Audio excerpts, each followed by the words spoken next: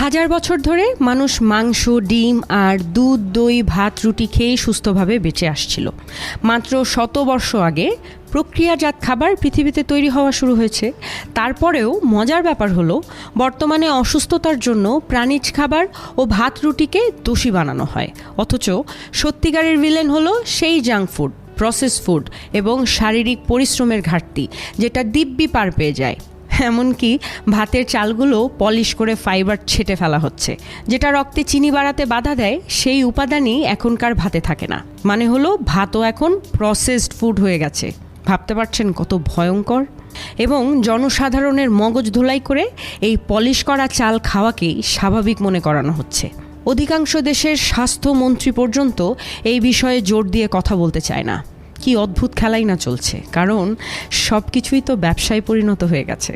আপনার জীবন, আমার জীবন, আপনার বাচ্চার জীবন, আমার পরিবারের জীবন, সব কিছুই ব্যবসা।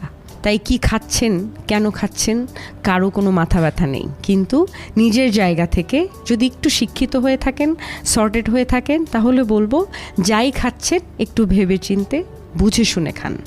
নিজেকে এবং নিজের পরিবারকে সুস্থ থাকতে সাহায্য করুন।